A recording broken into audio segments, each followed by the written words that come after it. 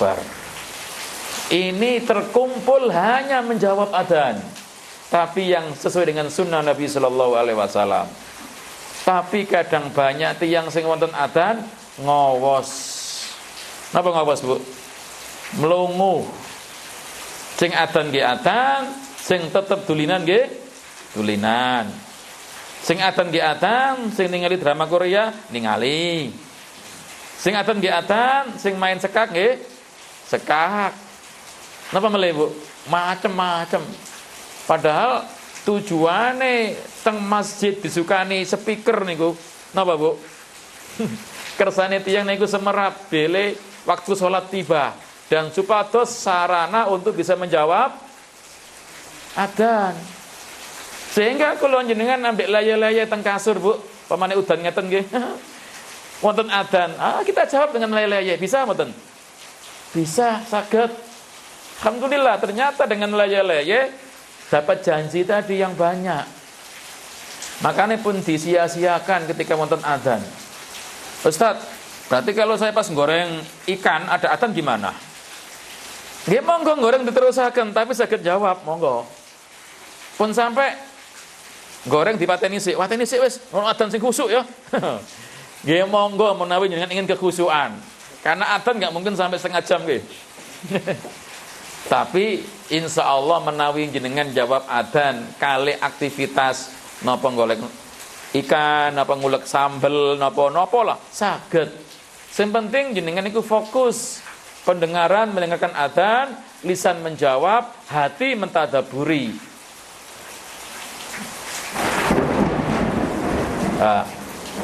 Dados niku jamaah. Sehingga kula jenengan 5 waktu saged mengamalkan menika. Napa melih biasanipun ibu-ibu niku akas-akas. Adzan subuh teng masjid, biasa sing paling akas sinten? Tangine, Bu. Ibu apa Bapak? Ibu, masyaallah. Nggih, memang ibu-ibu akas-akas, masyaallah. Pun terlatih lah sudah, pun biasa. Bapak niki aduh kadang males nggih. Teng pundi-pundi kadang ditakoni sinten sing paling tangi duluan? Ibu-ibu, masyaallah. Nah, maka dari itu niki kesempatan, Bu. Menawi wonten adzan, monggo kita fokuskan untuk menjawab tadi dengan 4 rangkaian tadi. Karena itu akan kembali untuk kita. Jadi keutamaan ada janji surga, itu jawab yang pertama tadi. Kemudian yang kedua, ketika kita mengatakan wa ana asyhadu alla ilaha illallah akan bisa menghapus dosa. Dan ketiga, ketika kita mendapatkan sholawat Allah dalam satu riwayat tuh, siapa orang yang berselawat kepada Nabi sekali, ya dihapus dosanya 1, ditulis pahalanya unjuknya 1, diangkat derajatnya dia 1. Ini keutamaan sholawat kepada Nabi. Jadi tidak hanya dapat sholawat Allah, tapi saged dihapus dosanya 1 kesalahan, diangkat derajatnya 1 derajat, dan ditulis kebaikan 1. Ini bonus bagi kita yang bersolawat. Makanya bersolawat setelah azan bagi yang mendengarkan azan sangat dianjurkan.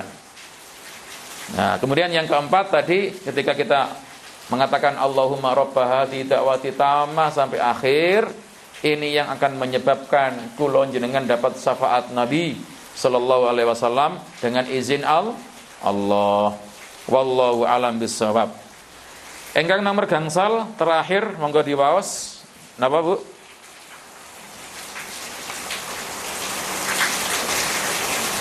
Wonten. Nomor yang kelima, doa yang kelima setelah adzan. Napa petunjuk ini? Yad'u li nafsi bainal adzani wal iqamah fa inna du'a hina idin la yurad. Betul. Jadi menawi jenengan kok ternyata pas jawab adzan ke masjid dan jenengan ingin sholat jamaah, maka ketika saat sampune maos doa ingkang wau, ngapunten, monggo diperbanyak doa. Keranten Nabi ndhawuhaken la yuradud du'a bainal adzani wal iqamah. Doa niku mboten tertolak menawi dipanjataken ketika napa? ketika antara adzan dan qomat. Ini menunjukkan jamaah yang dimuliakan oleh Allah Subhanahu wa taala keutamaan waktu antara adzan dan qomat. Ngapunten. Ini menunjukkan keutamaan waktu antara adzan dan qomat. Makanya pun disia-siakan. Beda kali lari-lari alit. Sadurunge qomat guyon nggih. Tapi kadang nggih wonten nih, tiyang nunggu salat itu guyon ambek kancane. Atau mboten guyon jawab WA jamaah. Jawab SMS nggih. Dados mboten menggunakan waktu untuk berdoa, tapi untuk apa? Untuk jawab WhatsApp. Bahkan kadang nelpon juga. Ini jamaah yang dimuliakan oleh Allah Subhanahu wa taala. Maka kesempatan yang baik sebenarnya itu untuk apa? Untuk berdoa. Doa apa Ustaz? Monggo terserah jenengan. Hajat jenengan napa? Monggo. Karena itu waktu yang mustajab. Ustaz, menawi kula teng griya ya napa niki? Kula salat teng griya. Napa angsal doa antara adzan dan qomat? Angsal mboten, Bu? Angsal mboten? Angsal. Angsal monggo. Monggo. Karena mungkin jenengan ingin sholat di rumah, ingin pahala yang terbanyak, terbaik, monggo. Maka boleh setelah kita jawab adzan tadi, sebelum sholat qobliyah misalkan donga, monggo. Ini jamaah. Nah, niki termasuk waktu yang mulia, waktu yang bagus, waktu yang perlu untuk kita jadikan momen kita apa? Meminta, memohon kepada Allah. Nah, termasuk saat ini, Bu. Kapan nih saat ini? Turun hujan. Jadi dalam hadis Nabi Shallallahu Alaihi Wasallam disebutkan, ya jamaah yang dimuliakan oleh Allah Subhanahu Wa Taala, di antara waktu yang mustajab, ya sintani la turodani au qallama turodan. Dua doa yang tidak tertolak atau jarang sekali tertolak. Kapan di antaranya? Wa waktul mator, di saat hujan. Pun hanya ngambil selimut terus silem nggih. Wadem saya turu wae. Napa mboten terawas nggih masyaallah. Nggih monggo, tapi mensupe nggih sing kata-kata donga. Bahkan seandainya jenengan nate kudanan, naik sepeda kudanan, monggo donga sing kathah. Kenapa? Itu juga waktu yang baik. Kata Nabi, wa tahtal mator, di bawah siraman air hujan. Makanya kadang Nabi itu kalau ada hujan, Masya Allah, berusaha air hujan itu mengenai tubuhnya. Kenapa? Kan ini barokah dari Allah. Dan berdoa. Kados kula jenengan singen mungkin nggih, jenengan uyut-uyut Ibu nggih. Cuma enggak kata donga nggih. Hanya uyut-uyut tok, enggak nate itu donga. Maka saat ini monggo menawi wonten Jawa, wonten udan menika, ya kula munajat kalian jenengan dumateng Allah Subhanahu wa taala, keranten niki termasuk napa? Waktu ingkang mustajab. Jamaah ingkang dimuliakan dening Allah Subhanahu wa taala, termasuk hubungannya adalah saat qomat. Jadi kalau tadi kan antara adzan dan qomat, pas qomat pun juga monggo berdoa. Ya tentu kalau bisa menjawab seperti jawaban iqamah juga. Jadi kalau ada orang qomat, itu kita pun boleh menjawab seperti jawaban siapa? Muadzin. Iya. Cuma yang saya maksud donganipun monggo.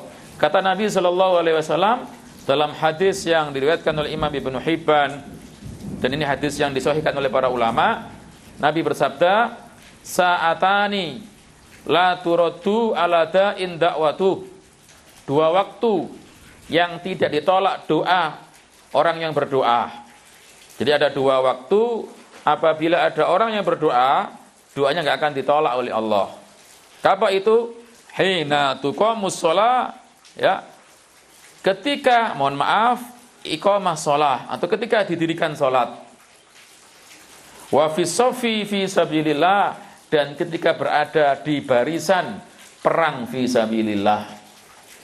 Ini jamaah ingkang dimuliakan dening Allah Subhanahu wa taala.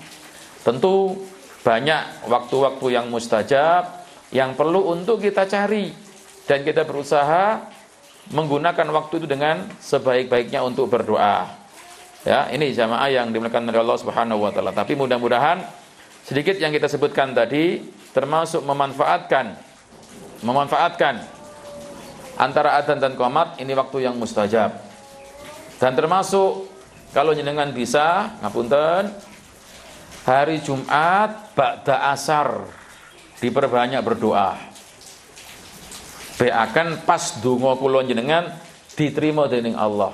Keranten Nabi nate ndawuhaken jamaah yang dimuliakan oleh Allah Subhanahu wa taala, nggih. Yaumal Jumu'ah tinta asrata sa'ah. Hari Jumat itu ada 12 waktu. La yujadu muslimun yas'alullaha fiha syai'an illa a'tahu. Yang terus Nabi, tidak ada seorang muslim pun yang meminta kepada Allah melainkan Allah akan berikan. Apa kata Nabi?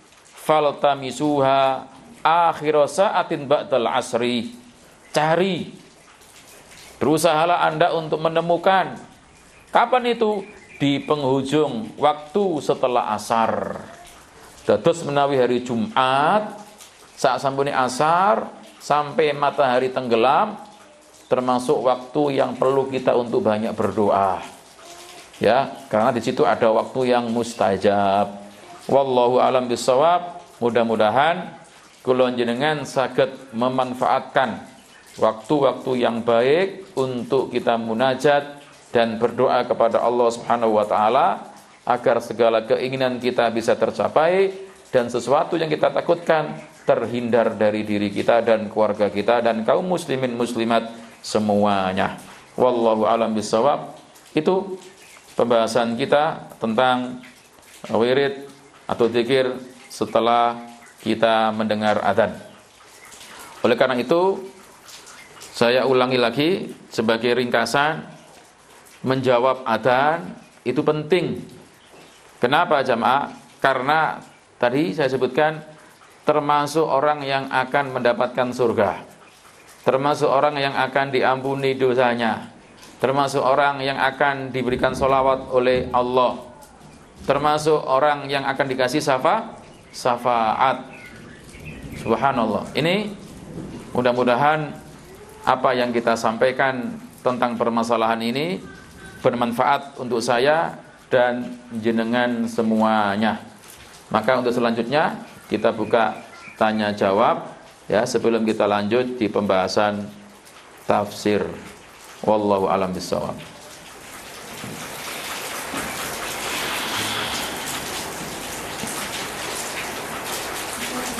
Nggih, engkang radi keras Bu nggih. Soale tadi mboten kepireng kali Jawa. Bacaan apa Bu?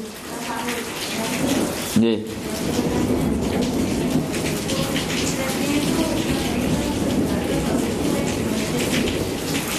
Yang roti itu bila Ibu nggih?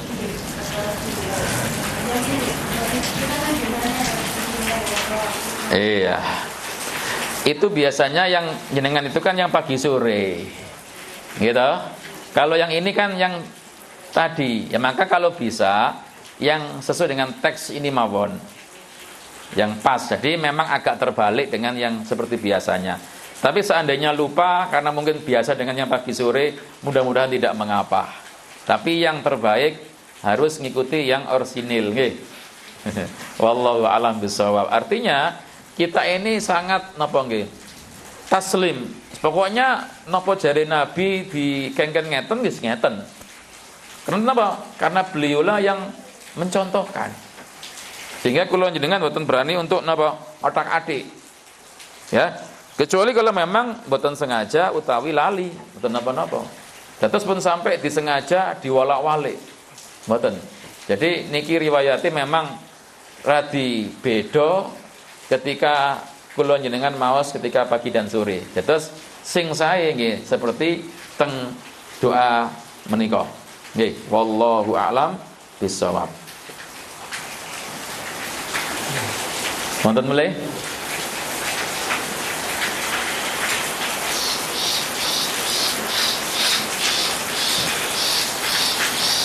Tapi insyaallah tentang doa dan menika anu nggih sedaya pun saged ngamalaken Bu nggih.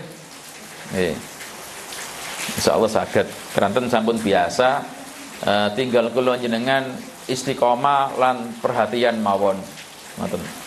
Makane ngapunten, kadang halo termasuk saya menawi wonten tamu teng rumah jenengan terus wonten adzan angsal dikengken pun ngomong sik nggih jawab adzan rumiyin monggo nggih kersane fokus kali jawab.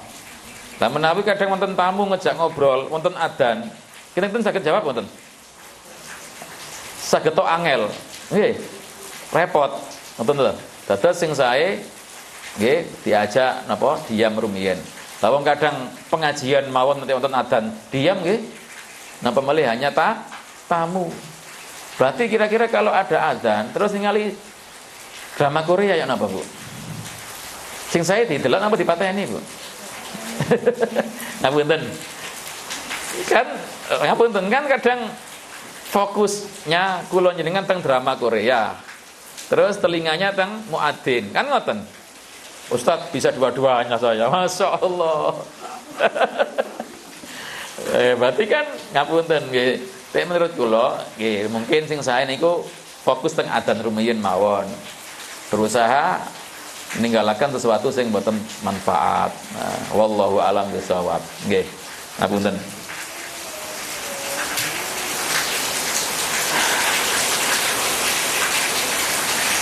Wonten mulai pertanyaanipun.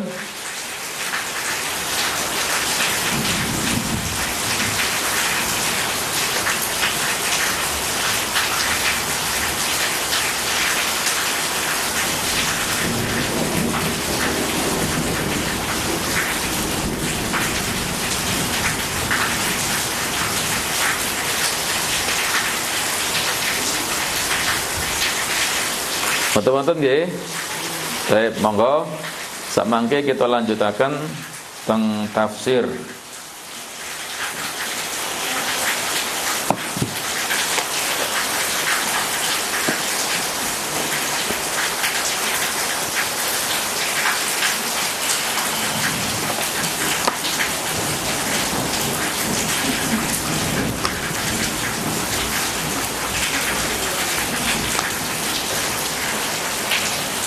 Bismillahirrahmanirrahim. Kula jenengan insyaallah untuk tafsir ayat kursi pertemuan yang ketiga nggih. Kita lanjutkan poin yang keenam ya. Menerangkan dan menjelaskan isi dari ayat kursi tersebut. Yang mana pada pertemuan terakhir kita telah membahas tentang ya ucapan Allah Subhanahu wa taala yang mana Allah mengatakan man dalladzi yasfa'u indahu illa bi'idni.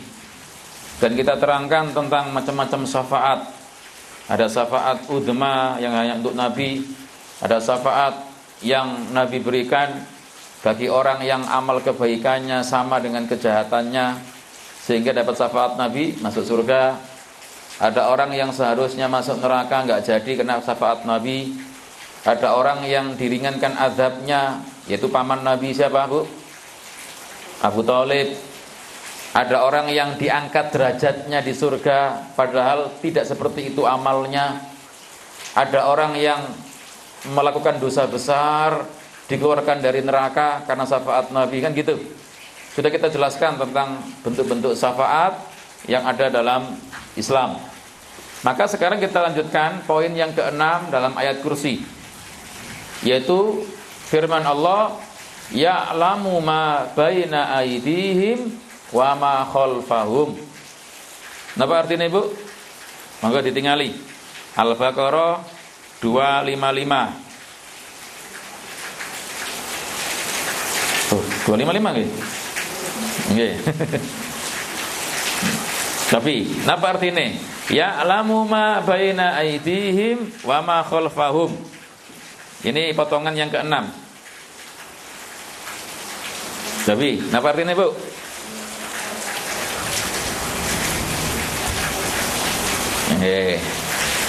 Ya'lamu ma baina aydihim wa ma khalfahum. Dialah Allah yang mengetahui apa yang di hadapan mereka dan apa yang di belakang mereka. Allah semerap nopo-nopo sing wonten ngajenge tiang-tiang kathah, lan Allah semerap nopo-nopo ingkang wingkinge mereka. Nah, jamaah, kita terangkan.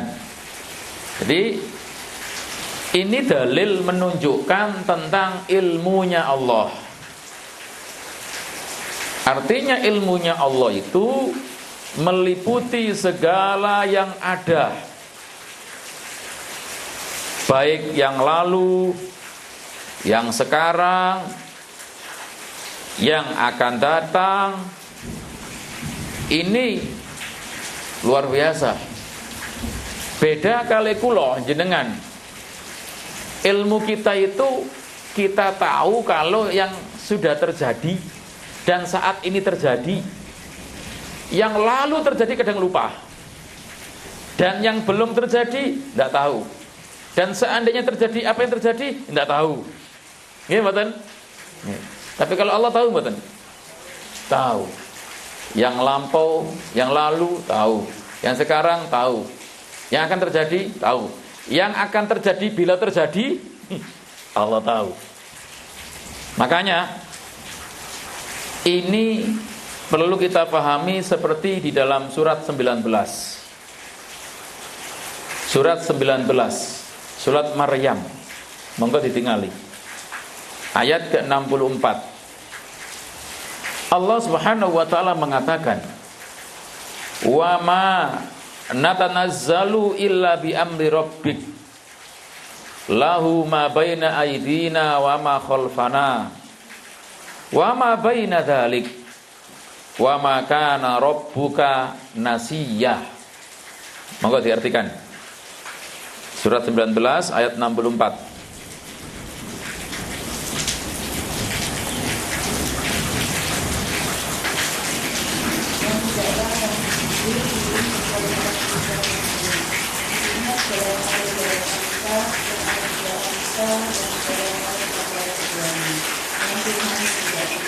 Insyaallah, ya. Dan tidaklah kami Jibril turun kecuali atas perintah Rabbmu. Lahu ma baina aydina wa ma khalfana wa ma baina dzalik. Miliknya lah segala yang ada di hadapan kita, yang ada di belakang kita, segala yang ada di antara keduanya, dan Rabbmu tidak lupa. Sama dengan yang tadi, Bu? Ya'lamu ma baina aydihim wa ma khalfahum. Allahu akbar. Dan di sini luar biasa. Wa makana rabbuka nasiyah. Allah, Rabb kita itu tidak lupa. Beda kali tiang terawas. Nggih, Bu. Delek duit 50.000 di jelone dompet, derek sore bantal, Bu. Lowali golek Ibu. Kadenge tumbas napa? Kerupuk soalnya nggih. Nanti dompetku gak ketemu. Ternyata pas sholat Allahu Akbar, waduh, setan ngelingno, ini sore bantal yuk. Khinjib itu ya, yang mengingatkan itu ya. Manusia tempat lupa. Makanya ada ungkapan ya, innal insan makhlul khata' wan nisyan, kan gitu nggih. Sesungguhnya manusia itu tempatnya lupa, tempatnya salah, karena manusia. Tapi Allah tidak disifati dengan itu, karena Allah maha sempurna segala-galanya. Maka jamaah, ilmu Allah meliputi segala sesuatu. Yang terjadi Allah akan tahu. Yang belum terjadi Allah tahu. Tidak ada yang tersembunyi darinya. Subhanallah. Jadi jamaah, apa yang telah dilewati oleh manusia Allah mengetahui dengan rinci. Justru kita kadang nggak rinci nggih. Ampunten, ibu-ibu, kalau saya tanya, hari Sabtu yang lalu jenengan ketika habis ngaji ngapain? Masih ingat kan? Sudah seminggu, Bu, nggih. 3 minggu yang lalu. 4 bulan yang lalu. Setahun yang lalu. Waduh, gak mudeng belas. niki kula jenengan. Jadi untuk diri kita saja kadang mohon maaf nggak sampai setahun lupa. Karena kita ini banyak kekurangannya. Kula jenengan niki banyak napa kekurangannya, makanya nggak boleh sombong. Tapi Allah Ta'ala mengetahui tidak ada yang terluput sedikit pun juga. Subhanallah. Sampai ketika ada biji yang jatuh, daun yang jatuh di kegelapan malam, Allah tahu. Kadang kula jenengan ngapunten, enggak ada mangga tengah jengking griya, wis dibungkus semua. Bengi itu juga arek-arek situ. Tahu sama? Jenengan punya jambu atau punya mangga tengah jengking griya. Teng lare-lare dalu diambil setunggal semerap jenengan? Mboten. Sasak terus toh. Setunggal insyaallah dereng semerap. Kan enggak tahu. Kenapa? Keterbatasan kita. Tapi Allah Subhanahu wa taala Masya Allah Maha tahu segalanya. Monggo ditingali surat Al-An'am surat ke-6 Bu. Ayat ke-59. Allah Subhanahu wa taala berfirman, "Wa indahu mafatihul ghaibi la ya'lamuha illahu. Wa ya'lamu ma fil barri wal bahr. Wa ma tasqutu min waraqatin illa ya'lamuha.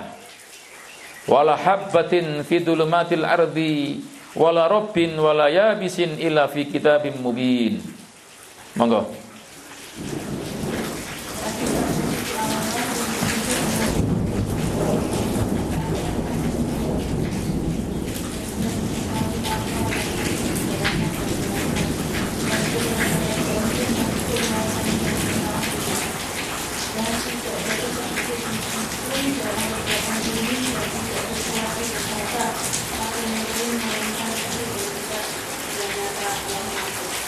Subhanallah, lihat jemaah kemahabesaran Allah.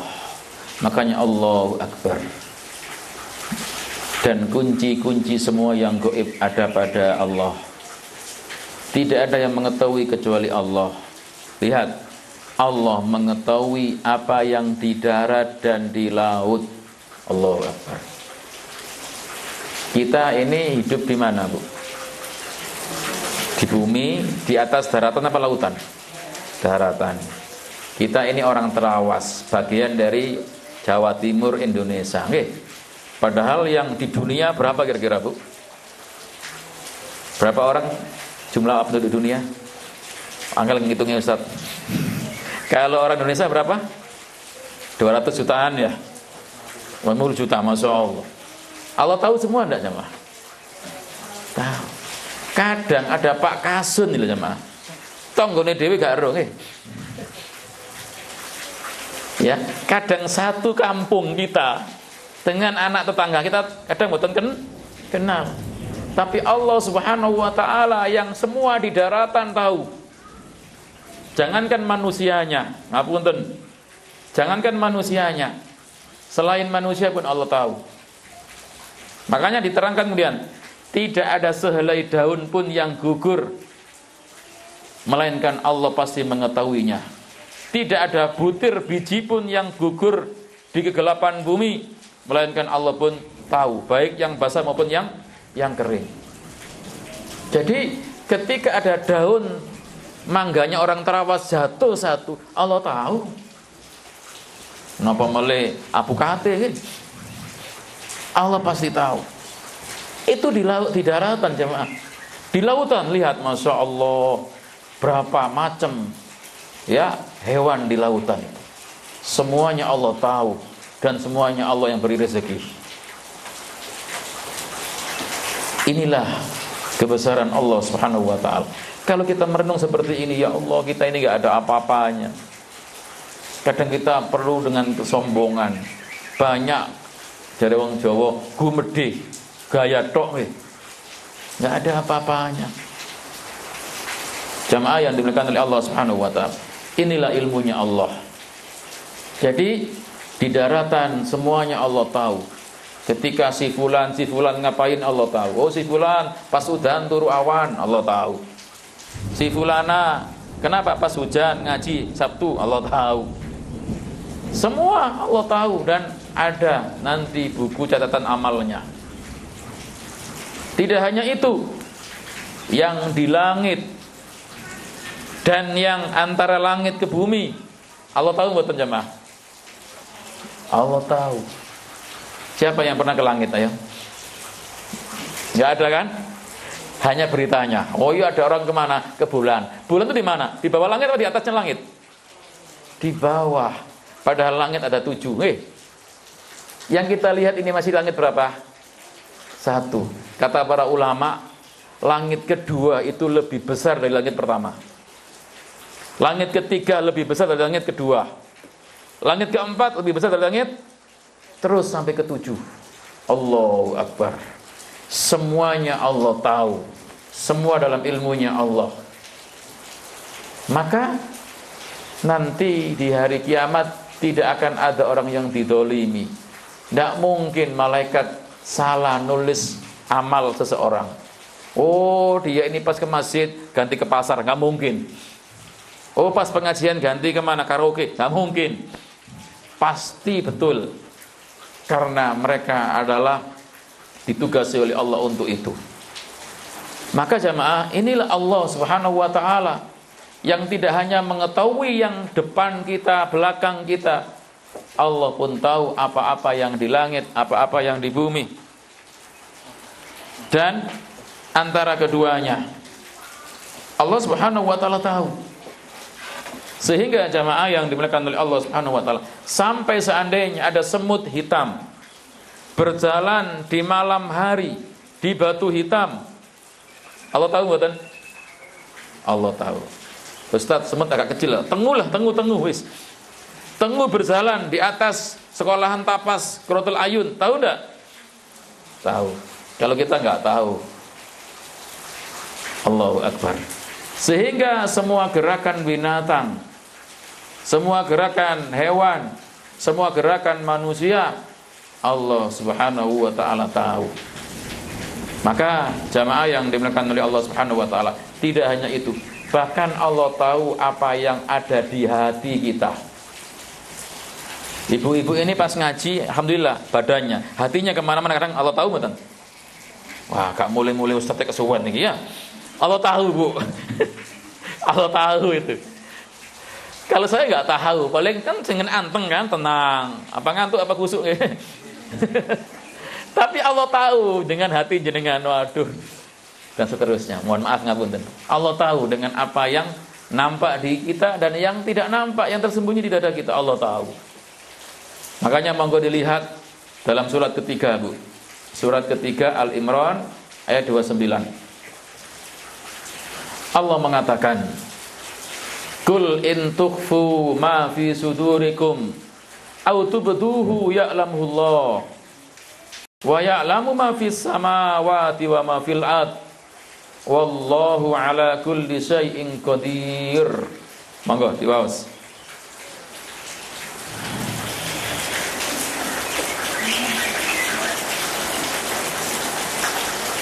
Al-Ibn nggih.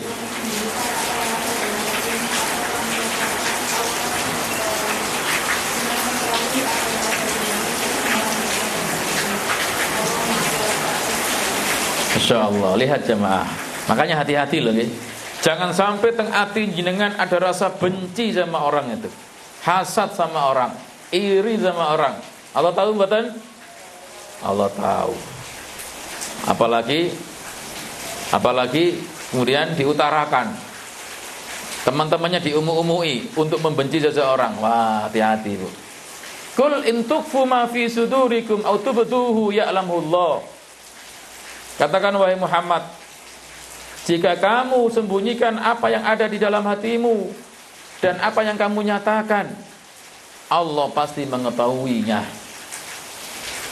Apa yang ada di hati kita, kalau memang itu penuh dengan kecintaan, tawakal, khauf, roja kepada Allah, Allah tahu. Maka itu bisa bernilai pahala. Allah pun tahu kalau seandainya kita benci seseorang, tidak suka sama orang, iri sama seseorang, Allah itu tahu juga.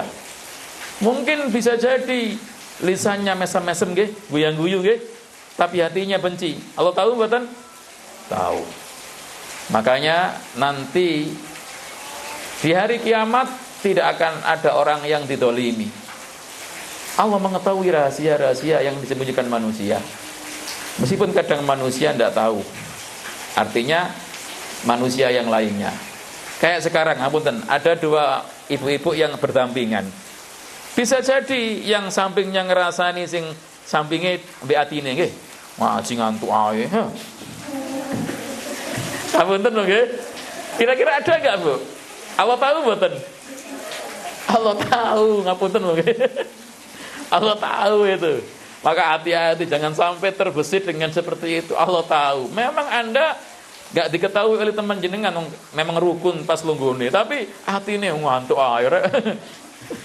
Allah tahu nih, ngapunten tuh. Jadi Allah tahu apa yang di hatimu dan apa yang kamu nyatakan. Pasti Allah tahu.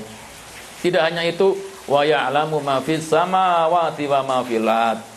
Allah Subhanahu wa ta'ala mengetahui apa yang ada di langit dan apa yang ada di bumi. Allahu Akbar. Sehingga wallahu ala kulli syai'in qadir. Allah itu maha kuasa atas segala sesuatu. Ayat-ayat seperti ini, Bu, banyak di Al-Qur'an yang menunjukkan Allah itu zat yang maha tahu, yang di langit, yang di bumi, bahkan wallahu bikulli syai'in alim. Allah itu maha mengetahui segala sesuatu. Iya, ini banyak. Dan ini menunjukkan kebesaran Allah dan ilmunya Allah Subhanahu wa ta'ala.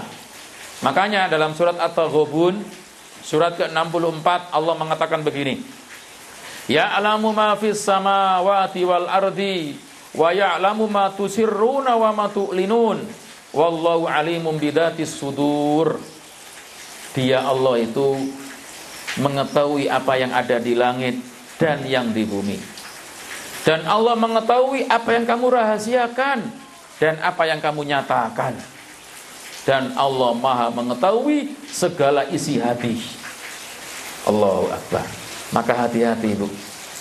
Meskipun kadang lisan ini gak nyakiti orang, gak dolimi orang, tapi kadang hati ini yang bikin kita sakit. Apa? Kena dosa. Memang gak, mohon maaf nggih, tidak berkata-kata jelek sama orang, tapi kadang ada iri sama orang, Bu nggih. Sepeda anyar mulai, Bu. Paling ya oleh anu. Oleh apa, Bu? Suudon. Ketika ada tetangganya, mohon maaf, bangun rumah tingkat, akhirnya apa? Oh ya paling ya tentu landasan.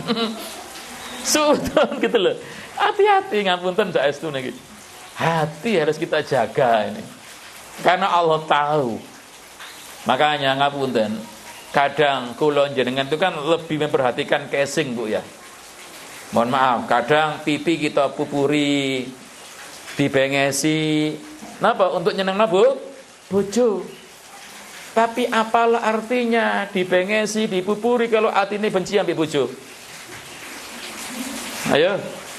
Ya, aku seneng sama sampean ya, lisane lho nggih. Tapi hati ini, ayah rek medit. Ayo. Allah tahu mboten? Tahu, hati-hati, Bu, ngapunten lho nggih, hati-hati. Jangan hanya manis di bibir, tapi napa?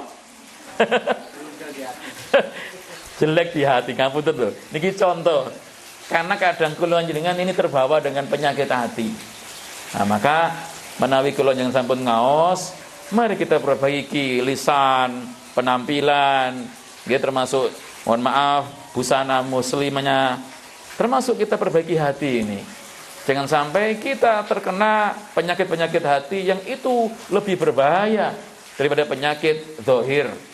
Kalau orang itu mungkin, mohon maaf, kepalanya sakit, bisa jadi ke apotek ada obatnya. Sakit gigi, mungkin ke dokter dikasih resep untuk nebus di apotek. Tapi yang sulit adalah mengobati penyakit hati. Gak ada di toko obat untuk menghilangkan hasad, itu ada, Bu? Obat untuk menghilangkan iri dengki ada? Kalau ada mungkin laris manis itu. Tidak ada itu. Maka itulah yang harus kita takuti. Wallahu a'lam bishawab. Baik. Yang ketujuh sekarang, kita lanjut. Allah mengatakan, wala yuhituna bisay'im min ilmihi illa bima syaa'. Monggo diartikan.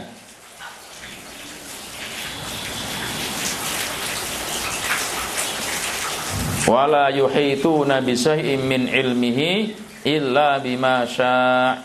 Monggo.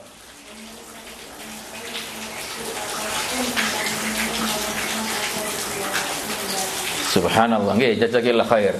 Dan mereka tidak mengetahui sesuatu pun tentang ilmunya, ilmu Allah, melainkan apa yang Dia kehendaki.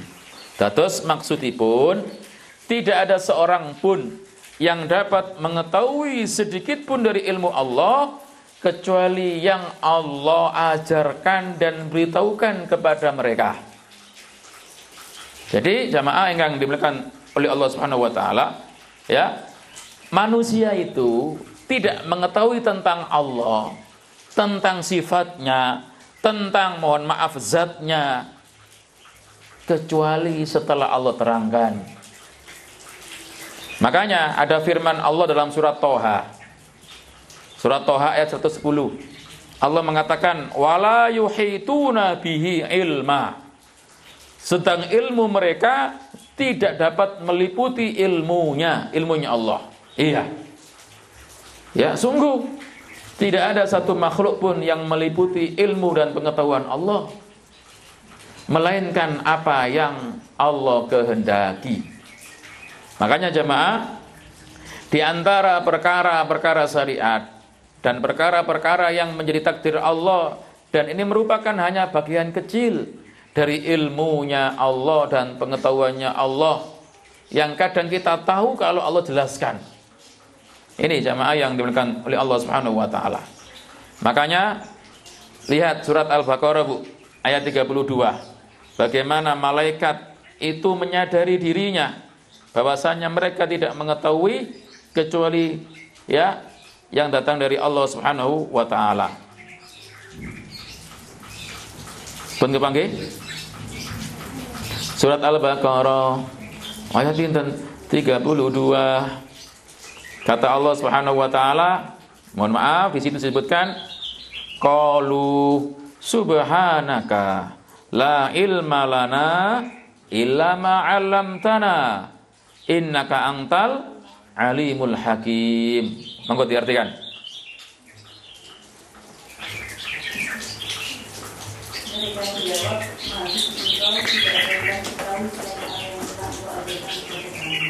Subhanallah. Inilah ucapan para malaikat. Begitu pula para rasul. Tidak ada yang kami ketahui selain apa yang telah engkau ajarkan kepada kami. Makanya para nabi itu Bu tidak mengetahui yang gaib kecuali setelah Allah berikan ilmu. Iya. Nabi tahu yang gaib betul. Hukum asal tidak tahu kecuali yang Allah ajarkan. Begitu pula dengan malaikat. Ini jemaah. Makanya ngapunten, ayat ini mengisyaratkan tentang kelemahan makhluk. Makhluk itu pokoknya selain Allah itu makhluk. Manusia, mohon maaf, jin, malaikat, makhluk betul. Halo? Makhluk lemah. Kalau bahasa kula ngapunten dangkal, terbatas ilmunya. Mereka tidak diberi ilmu dan pengetahuan kecuali hanya sedikit dari ilmunya Allah. Lihat surat Al-Isra surat ke-17 ayat ke-85.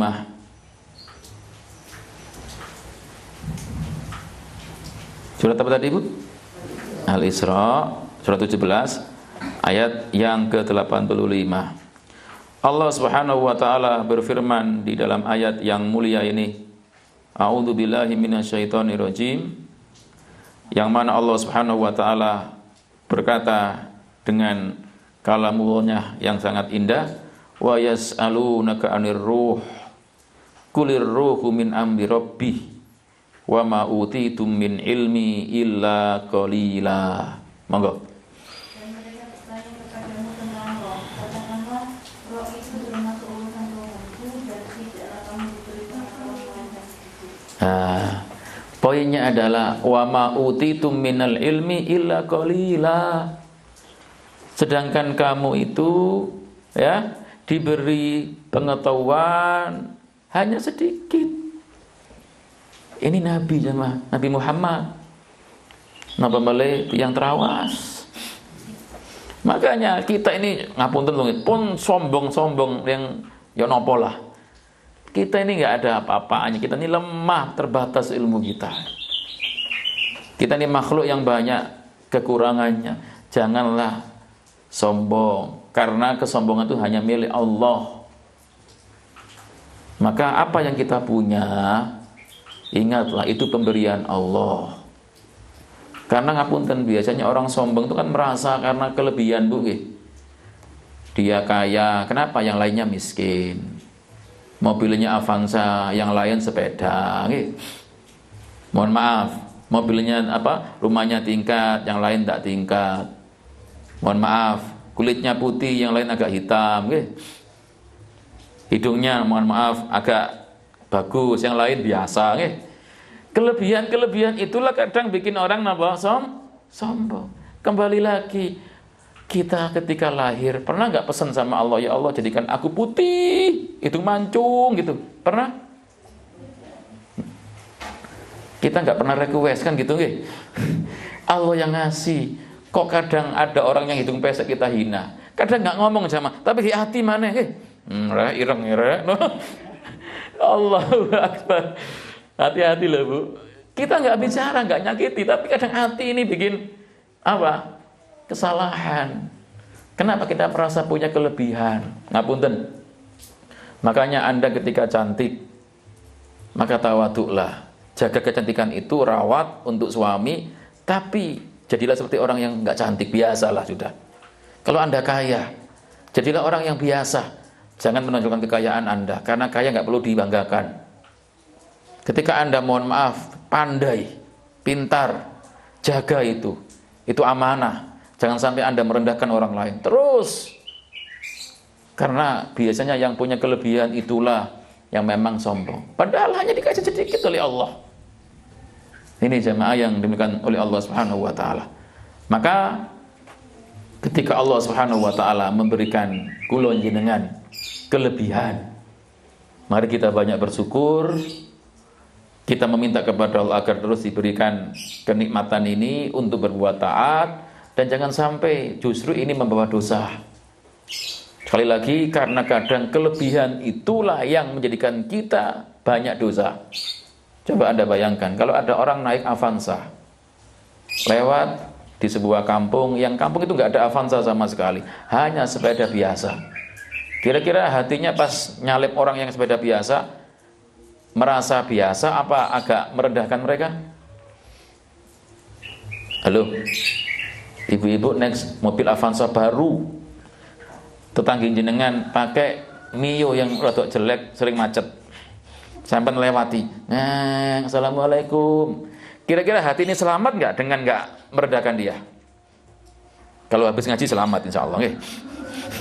Kalau belum ngaji, kita akan apa ya? Aduh rek, pedaya elek rek, nggak ngomong Bu, tapi hati gitu loh.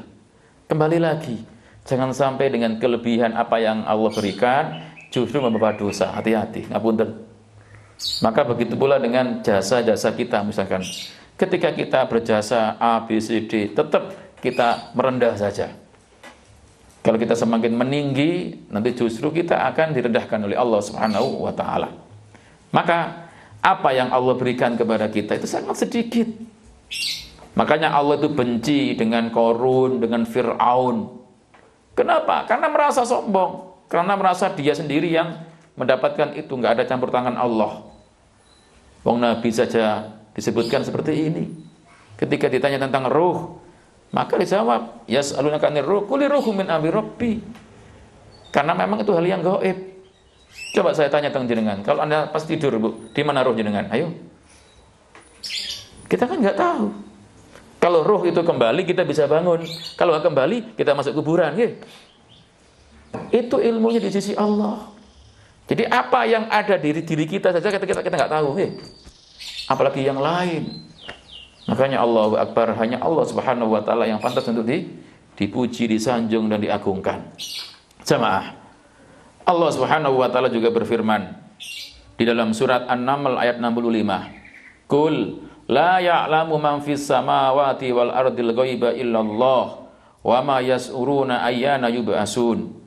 Katakan wahai Muhammad, tidak ada sesuatu pun di langit maupun di bumi yang mengetahui perkara yang gaib kecuali Allah, dan mereka tidak mengetahui kapan mereka dibangkitkan. Ini menjadi rahasianya Allah.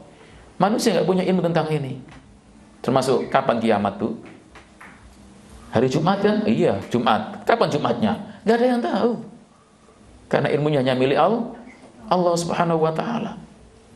Allah juga mengatakan dalam surat Al-Jin, surat 72, ayat 26 sampai 27. Apa kata Allah? Alimul ghaibi fala yudhiru ala ghaibihi ahada illa man irtada mir rasulin fa innahu yasluku min baini yadayhi wa min khalfihi rasadah.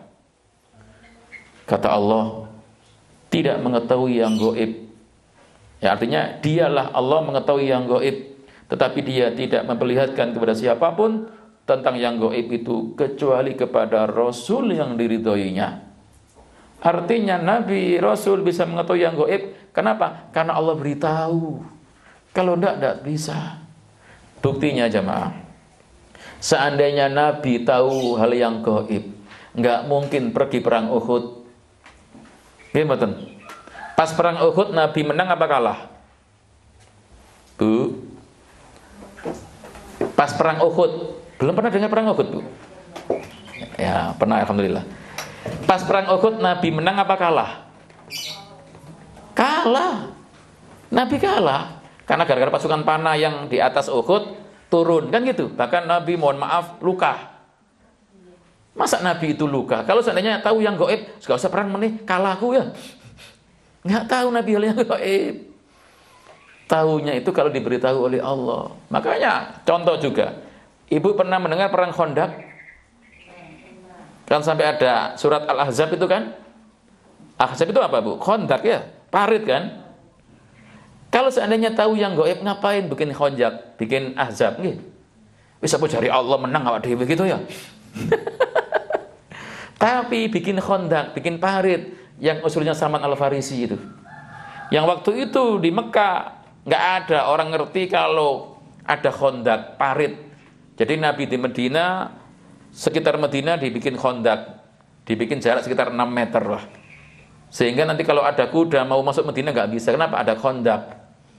Yang ilmunya orang Arab belum ada waktu itu. Karena kebetulan Salman ini dari Persia yang ngerti masalah itu. Jadi Nabi nggak tahu hal yang gaib kecuali yang diberitahu oleh Allah Subhanahu wa taala. Ini jamaah yang dimuliakan oleh Allah Subhanahu wa taala. Maka wala yuhituna bi syai'in min ilmi illa bima syaa. Dan mereka tidak mengetahui sesuatu pun tentang ilmunya melainkan apa yang Dia kehendaki. Jamaah yang dimuliakan oleh Allah Subhanahu wa taala. Kemudian kita tambah satu poin yang ke-8. Wasi'a kursiyus samawati wal ard. Apa artinya, Bu? Kursinya meliputi langit dan bumi. Di sini Allah Ta'ala mengabarkan tentang kebesarannya, tentang keagungannya, serta mengabarkan tentang luas kursinya, seluas langit dan bumi. Juga Allah yang memelihara keduanya dan makhluk-makhluk yang ada di semuanya, karena semua mengikuti aturan Allah. Jamaah yang dimuliakan oleh Allah Subhanahu wa taala, perlu kita ketahui ya, kursi ini adalah sesuatu yang sangat besar di sisi Allah. Tapi lebih besar Allah tentunya. Lihat, karena ini ciptaan Allah. Bisa kita bayangkan, mohon maaf. Mari kita renungkan hadis ini. Kata Nabi begini, Bu. Mas samawatu as-sab'u fil kursi illa kahalqatin mulqatin bi ardi falatin. Subhanallah. Perumpamaan langit yang 7. Kita kan yakin bahwasanya langit ada berapa, Bu? 7. Tadi saya bilang kan, yang kita lihat langit berapa ini? 1. Ada lagi 6 langit yang lain yang di atas, yang nggak ada orang yang tahu, kecuali Nabi Muhammad yang pernah melewati. Langit yang 7 dibanding dengan kursinya Allah seperti cincin yang dilempar ke padang pasir. Ngapunten, seandainya langit dijejer tadi, kan pitu, Bu, pitu nggih. Itu seperti apa? Cincin. Kursinya Allah itu seperti padang pasir. Bisa dibayangkan? Halo. Berarti besar mana antara langit 7 dengan kursinya Allah? Kursinya Allah. Ini jemaah. Jadi kita nggak bisa membayangkan yuk nopo yang nggak boleh, sudah menunjukkan kebesarannya. Tapi lihat kemudian kata Nabi, lebih dari itu, lihat, wa fadlul arsi alal kursi kafadli tilkal falati ala tilkal halqah. Kursinya Allah dibanding dengan arusnya Allah seperti cincin yang dilempar di padang pasir. Cincin itu kursinya Allah, padang pasir itu arusnya Allah. Sampai sini paham, Bu? Allahu Akbar. Sudah, akal nggak akan mungkin bisa menjangkau. Cuma hanya ya menunjukkan Allahu Akbar, sudahlah. Jadi langit yang 7 yang begitu besar ini dibanding dengan kursinya Allah seperti apa tadi? Cincin dibanding dengan padang pasir. Coba kalau Anda nggak usah ke padang pasir lah, ke pinggir pantai lah, Bu. Pas cincin Anda lepas, golek lah bingung, golek ini. Bingung, kenapa? Padang pasirnya banyak, besar.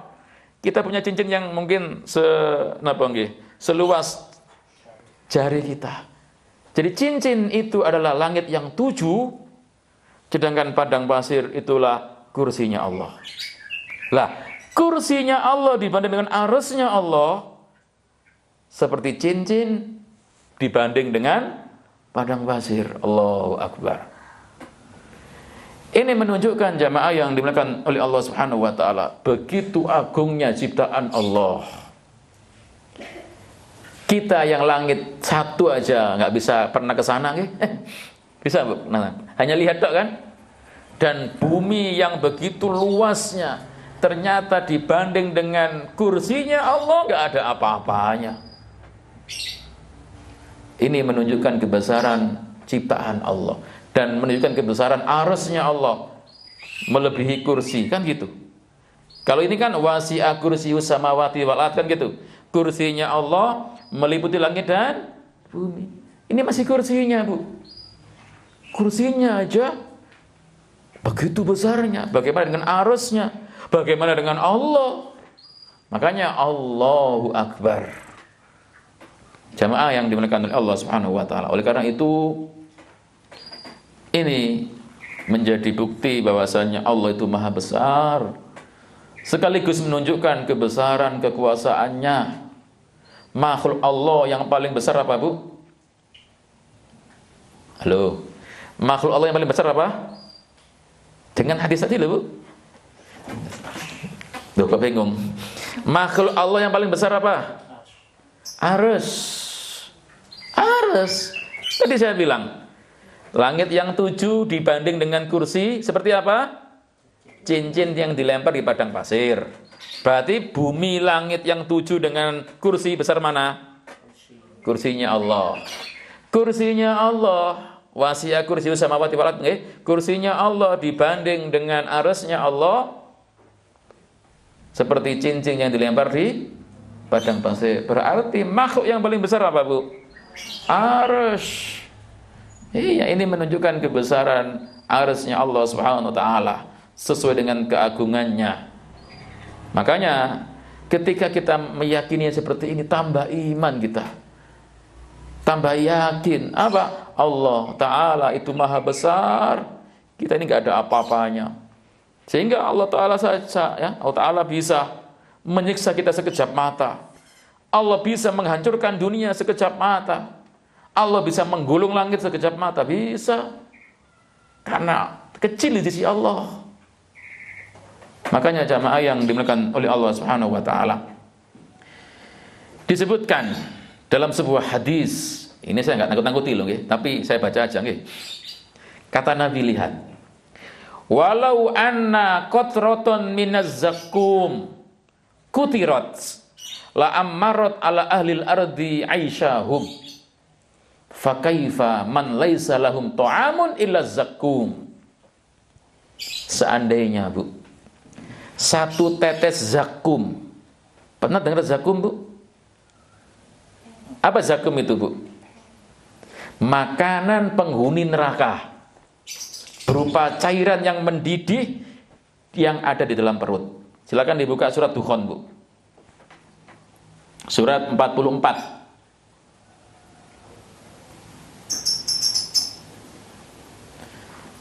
Pun kepanggih ayat 43 sampai 48. Inna sajarataz zakkum ta'amul athim kal muhli yahli fil butun kaghalyil hamim khuduhu fa'tiluhu ila sawa'il jahim summa subbu fawqa ra'si min adabil hamim. Monggo diwaos. Sungguh zakum itu makanan bagi orang yang banyak dosa, seperti cairan tembaga yang mendidih di dalam perut, seperti mendidihnya air yang sangat panas. Lalu dia kemudian seretlah dia sampai ke tengah-tengah mereka neraka. Kemudian tuangkanlah di atas kepalanya azab dari air yang sangat panas. Apa zakum itu, Bu?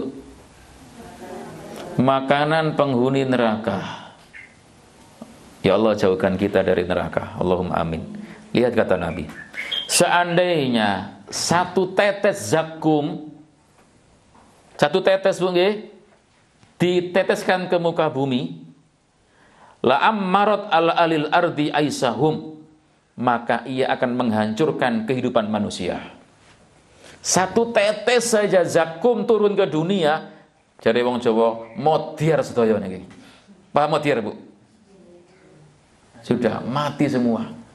Menghancurkan kehidupan manusia. Satu tetes. Gimana satu tetes itu? Lihat. Kata Nabi, lihat. Fakaifa man laisa lahum ta'amun illa zakum. Lalu bagaimana? Lantas bagaimana dengan orang yang makanannya adalah zakum?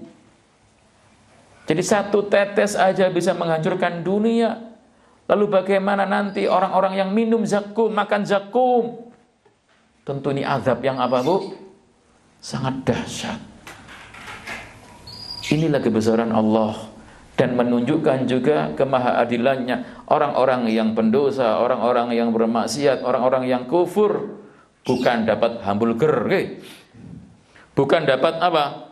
Roti mungkin yang enak, atau mungkin kalau bahasa di surga itu nggak dapat anggur, nggak dapat apa? Kurma, nggak dapat susu, enggak, tapi zakum. Ya, yang dimakan oleh mereka, yang mendidih dalam perut. Naudzubillahi min dzalik. Inilah kebesaran Allah Subhanahu wa taala. Maka jamaah, mudah-mudahan kita diselamatkan oleh Allah dari nerakanya dan kita dimasukkan surga.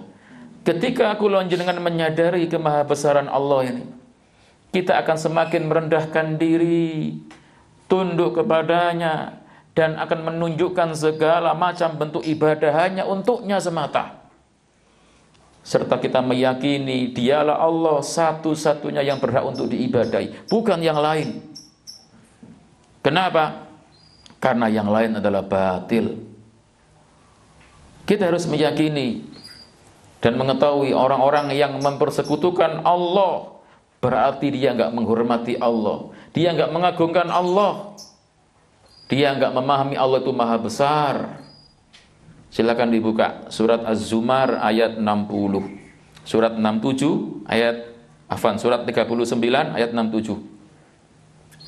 Allah mengatakan, wa ma qadarullaha haqqa qadrih wal ardu jami'a qabdatuhu yaumal qiyamah was samawati matawiyatun bi yaminih subhanahu wa ta'ala amma yusyrikun. Monggo. Mereka tidak mengagungkan Allah dengan sepertinya pada bumi ruhnya dalam genggamannya pada hari kiamat dan langit dipenuhi dengan tanah-tanahnya langit dipenuhi dan mati dia dari apa yang mereka persekutukan. Allahu Akbar. Dan mereka tidak mengagungkan Allah sebagaimana mestinya, padahal bumi seluruhnya dalam genggamannya dan pada hari kiamat ya langit digulung dengan tangan kanannya. Maha suci Allah yang dia maha tinggi dan dia dari apa-apa yang mereka persekutukan.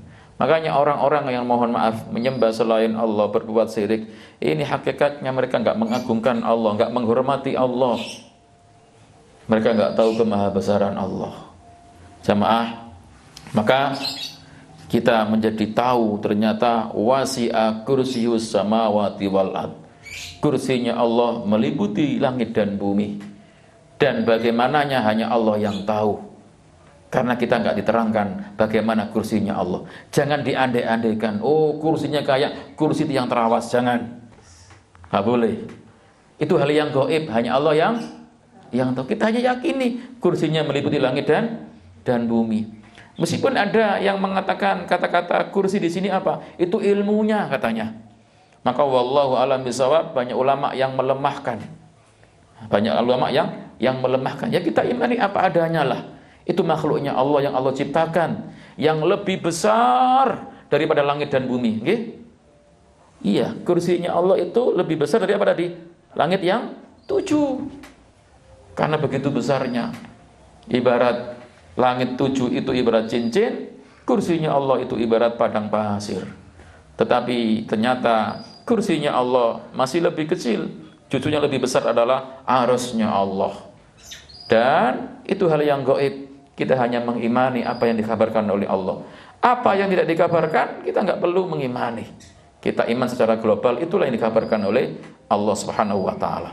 Maka mudah-mudahan dengan ini semakin menyadarkan kita, semakin memahami kita bahwasanya kita ini hamba yang lemah, hamba yang dhaif, yang berhak untuk terus memuji, menyanjung dan membesarkan Allah Subhanahu wa ta'ala, karena dialah zat yang maha besar, yang maha agung, yang maha sempurna, yang nama-namanya semuanya indah dan sifat-sifatnya mulia.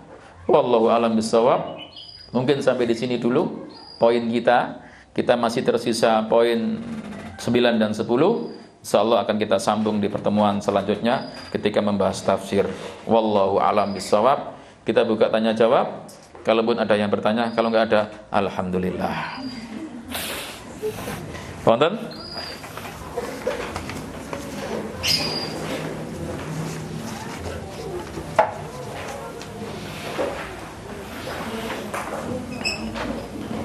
Wonten nggih? Sangat jelas insyaallah nggih. Oh, wonten. Oh nggih, dan saya ngapunten nggih.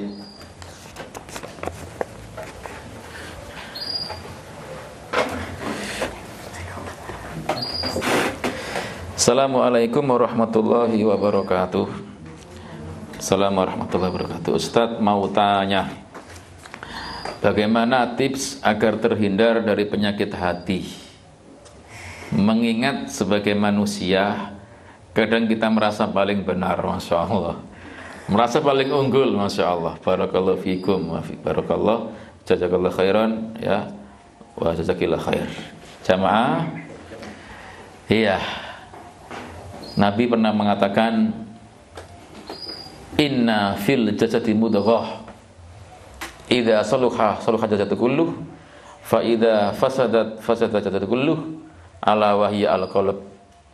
Ketahuilah, sesungguhnya pada diri manusia itu ada segumpal daging yang apabila itu baik, maka semuanya akan menjadi baik. Tapi kalau itu jelek, buruk, maka akan menjadi buruk.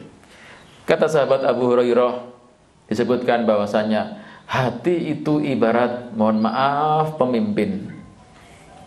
Jadi kalau ada pasukan jamaah, hati itu pemimpinnya. Kalau bahasa sekarang apa? Pemimpin itu, panglimanya. Iya. Tubuh manusia itu ibarat anggotanya. Kalau bahasa sekarang juga, hati itu ibarat raja. Anggota tubuh itu ibarat pasukannya. Pasukan itu akan ke kanan, akan ke kiri. Ikuti siapa? Instruksi pimpinan. Nggak mungkin, kanan, enggak saya ngidul lagi gitu. Artinya nggak mungkin anggota tubuh akan melawan hati. Maka jamaah, ketika memang hati itu bagus, maka anggota tubuh yang lain akan menjadi bagus.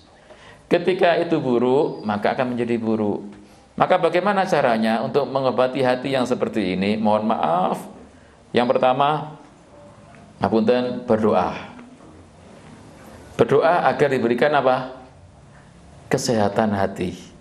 Kalau bahasa kita kan kolbun salim, gitu nggih. Hati yang selamat. Bukan hati yang sakit, bahkan bukan hati yang mati. Bukan kolbun mayyit atau bukan kolbun marid, tapi kolbun salim. Minta sama Allah. Minta sama Allah agar Allah berikan hati yang baik, hati yang selamat. Jadi memohon. Ya, toib. Yang kedua jamaah, mohon maaf, seorang ulama pernah mengatakan ya bahwasanya di antara obat hati itu sering duduk dengan orang-orang yang saleh. Sampai ada kemudian masyhur di kalangan masyarakat, tombok hati ono limo. Nggih. Itu perkataan ulama loh, itu bukan perkataan penyanyi loh, Halo. Itu ulama mengatakan. Jadi tombok hati itu ada 5. Betul jamaah yang dimuliakan oleh Allah Subhanahu wa taala.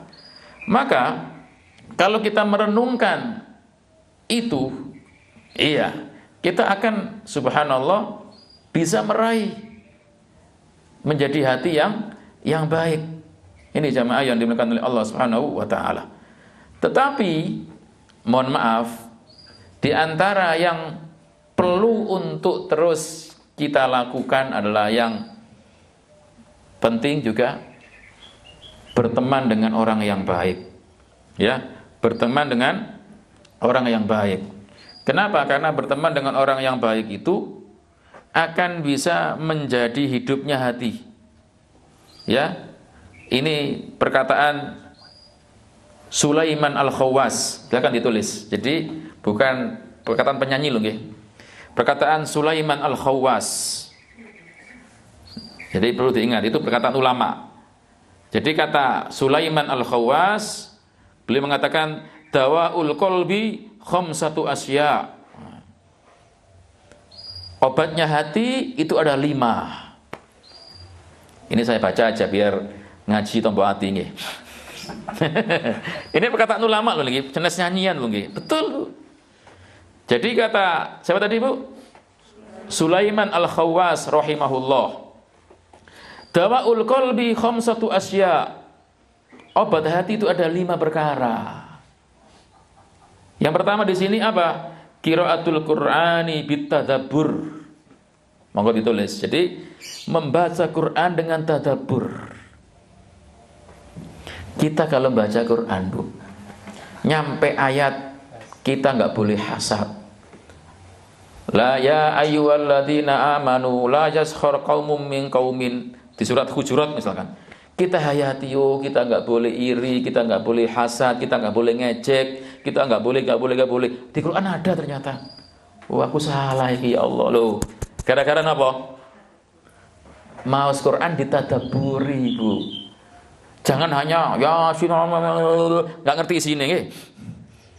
Atau mungkin mohon maaf, tabarakalladzi biyadil mulk, monggo itu dapat pahala, baca saja. Tapi untuk ngobati hati, Bu, tadabbur. Karena sesuatu yang mohon maaf ditadaburi, direnungkan itu kadang mengena di hati. Contoh, penyakit hati kan mohon maaf iri, dengki, gitu kan? Sombong kan itu penyakit hati, Bu, nggih. Di Quran ada nggak larangan itu? Halo? Ada. Pas sampean waos, waduh, iblis iki sombong, iblis iki. Dikengken sujud nggak mau. Wah, aku tik sombong kayak iblis ya, gitu nggih. Ngapunten nggih? Kan gitu. Maka dengan tadabbur, ya Allah, nggak boleh. Ya Allah, salah. Ya Allah, tadabbur, Bu. Makanya kita harus ada waktu untuk bisa tadabbur. Sehari semalam kita punya 24 jam. Masa kita nggak bisa buka Quran sebentar untuk merenungkan isinya? Makanya paling tidak, kalau kita HP rusak bisa ganti, TV rusak bisa ganti. Kenapa nggak ada Quran terjemah? Kan gitu. Kan kadang mohon maaf, kadang di rumah orang muslim itu bangga, TV-nya besar, bangga. HP-nya baru, bangga. Tapi nggak bangga dengan Quran yang terjemah di rumahnya. Mana Qurannya? Nggak punya. Loh, Quran terjemah nggak punya. Tapi untuk beli HP 2 juta, 3 juta, Masya Allah. Bahkan ketika HP-nya hilang kemarin, sekarang beli. Iya, kenapa? Butuh banget saya. 3 HP gak bisa urip. Masya Allah. Quran jamaah ditadaburi. Nomor setunggal nggih. Nomor kali. Wa khala'ul batni, sering mengosongkan perut. Ustaz berarti gak mangan-mangan nggih. Poso, Bu, siam. Wa khala'ul batni, sering siam, artinya poso sunnah. Menawi saged Senin Kemis monggo, utawi mungkin sing rada mempeng Daud nggih. Waduh Ustaz, sedina poso sedina enggak nggih. Menawi kepingin monggo. Rada longgar tiap bulan 3 hari. Monggo. Itu juga untuk mohon maaf loh nggih. Kesehatan juga bagus, Bu. Cuma jangan niatkan sehat terus nggih. Wes aku poso rek diet gitu nggih. Jangan. Aku poso dek waras asam urate nggih, jangan. Poso tetap karena Allah, insya Allah dunianya akan ikut, sehatnya akan dapat. Jadi wa khala'ul batni, sering mengosongkan perut. Kenapa orang itu kalau perutnya kosong, akhirnya mohon maaf dari wong Jawa, bersandar sama siapa? Allah. Ya Allah, gak enak luwi, ya Allah. Lemes. Gak enak. Ngelak ya Allah. Allah yang diingat gitu loh. Akhirnya nggak mikir orang lain, mikir awake dhewe tok nggih. Ngapunten nggih. Ngapunten. Yang nomor 3. Wa qiyamul lail. Salat ingkang dilakukan di malam hari. Saged ba'da isya langsung, saged pertengahan malam, saged sepertiga malam akhir, dan ini paling mulia. Ketika orang itu munajat sama Allah, hanya dia dengan Allah yang tahu. Hebat ini cuma. Dia nggak akan mikir orang lain, dia akan mikir dirinya sendiri. Apa? Banyak yang akan dia tanggung jawab dengan Allah nanti di hari kiamat. Ngapain kita akan ngurusi orang? Kenapa kita iri? Kenapa kita harus sombong? Itu semua akan membawa dampak buruk untuk kita di hadapan Allah. Buang semua. Munajat untuk Allah. Di malam hari kita sisihkan waktu untuk sholat. Keempat, di kitab ini nggih, wattadarru'u indas sahar, merendahkan diri di waktu sahar. Sahar itu sebelum subuh. Makanya kalau orang makan sebelum subuh namanya apa, Bu? Sahur. Jadi di kitab ini tadarru', merendahkan diri DP teng Allah di waktu sahur. Mboten secara umum dzikir wengi ingkang suwe ndak. Tapi tadarru' di waktu sahur. Makanya ada ayat, orang yang bertakwa itu wabil ashari hum yastaghfirun. Pernah ingat nggih? Orang-orang bertakwa itu di waktu sahur banyak istighfar. Ingat? Maka ini saya luruskan, bukan dzikir wengi ingkang suwe, mboten.